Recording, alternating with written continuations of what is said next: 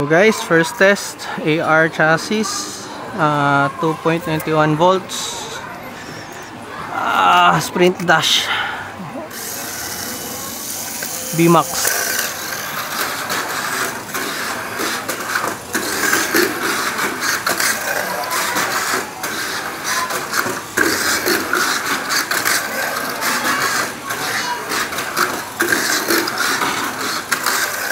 Yeah, ganda. So far, okay. May konting loose gear lang ako guys nito. So, may loose gear lang ako nito. Pero somehow, maganda yung takbo. Okay. Try kong kumuha ng, ng voltage na battery ng mataas. Ha? So, nagpalit tayo ng battery. 3.03 na battery. Ang natin. So, check natin yung takbo na ito. Okay. Wait lang guys ha. Yan. May konting talaga, loose gear talaga ako. Most likely crown gear to. Or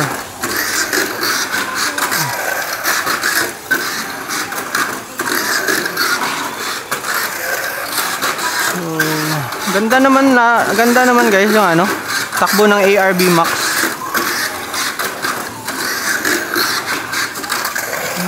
Ganda na recover. Putik. Ganda ng recover. So guys, last bitaw 3.03 ulit. Yan natin. Last na to guys, wala na. Meron talaga siyang konting delay. Sa bahay ko na yan.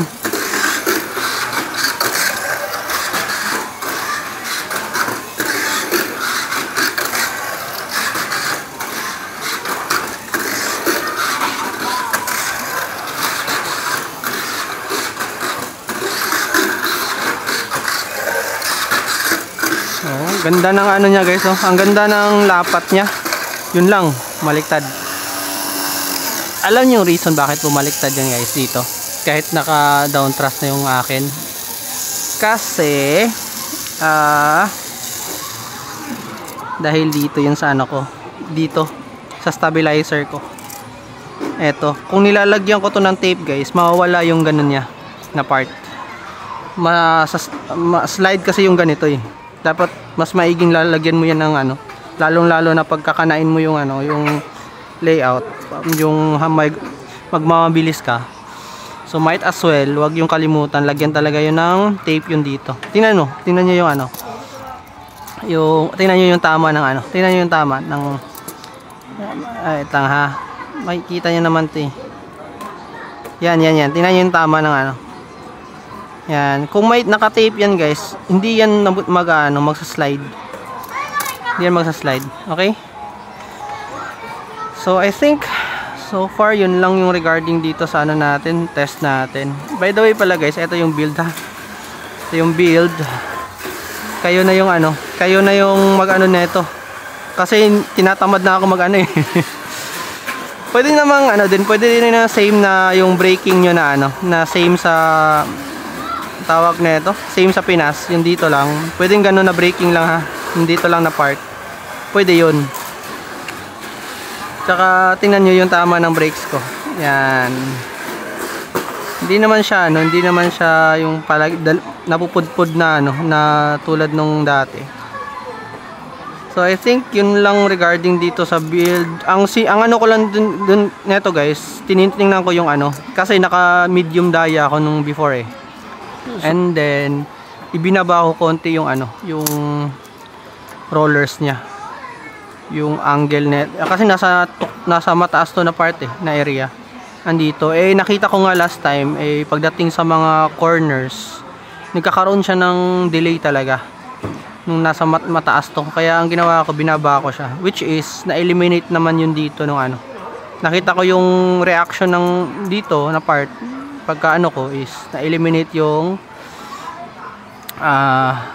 tawag na ito, yung delay sa corners.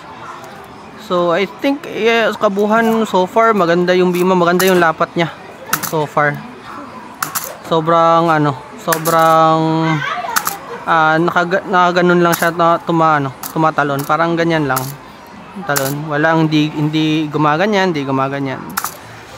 kaya I think overall actually yung eto guys na na dampers, eto na yung default ko pala na na dampers for eto yung default dampers ko na settings for the for the AR na VMAX ha. And the same time hindi ko kasi napapalitan yung gear nito nilapag ko na siya nung nakaraan nung naglaro nga ako ng King of VMAX, naka medium yun na time, tapos yun nga tumatalon dun alam kong may loose gear na talaga siya kasi hindi ko lang nakalimutan kong palitan sa bahay bago ko dito. Ayoko munang magpalit ng gear. Okay, so ko lang subukan ko pa bang patakbuhin? Sige, subukan ko ipatakbuhin ng isang beses, tapos i-tape ko dito na part yung stabilizer. Ano ba? Yan, i-tape ko yung stabilizer para makita nyo yung part na dyan na part. Hindi na siya hindi na maano yun, ma-fix yung mga ganun, ha? Lang tayo. Na lang ako ng battery since wala na akong 3 volts na battery, so most likely magbibitaw na lang tayo ng mababang voltage. Yan 2.87 ha. Yan na lang muna ko. Bibitaw ko. Sige guys, ko lang, adjust ko lang saglit, tapos pakita ko sa inyo yung takbo. Tingnan nyo, tinape ko na. Yan lang, tape nyo lang yung ganyan, yung stabilizer nyo. So 2.87 na takbo, na volts. Then paano manakbo?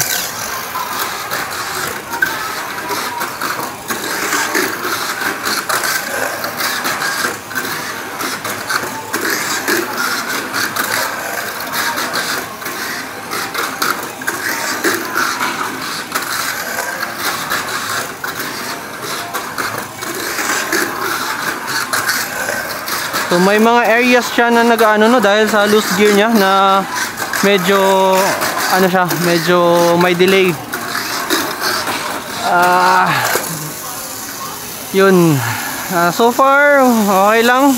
Pag na-fix natin yun yung loose gear niya, I'm pretty sure maging pulido na yung takbo niya. Pero so far sa takbo naman, sa talon, sa lahat, so far okay naman siya. Kaya I think yun na yung kabuuan dito sa build. Ito na yung ko talaga, ito na yung setup ko for AR na VMAX. So yan guys ha. Guys, ito yung build sa mga nagbabalak na gustong sundan yung build. So ito lang, ganito lang siya. Madali lang yung build ha. Ganyan lang. Madali lang siyang sundan na build. So, yan. Yung gear ko pala na ito guys, nakalimutan ko. Check ko lang ha, kung yung gear. Wait lang, tingnan natin. Check ko lang yung gear. Kung anong gamit kong gear, kasi nakalimutan ko Makikita naman yun dito Yun, wait lang. Saan ba yan? Wait lang. Ano ba yun? Hindi ko masyado makita.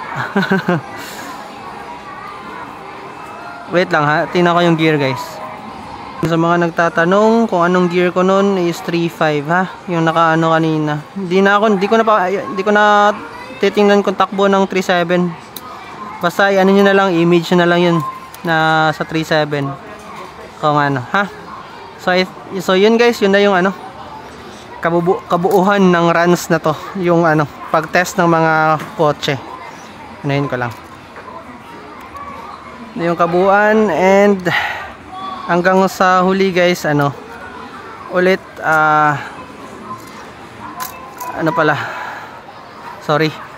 so yun, I think yun lang regarding sa sa build, sa lahat. Dalawang sa na-test ko ngayon is dalawang open, isang VMAX. And pero hiwalay-hiwalay ito na na video naman. And sa mga nagtatanong sa akin regarding sa nabili ko ng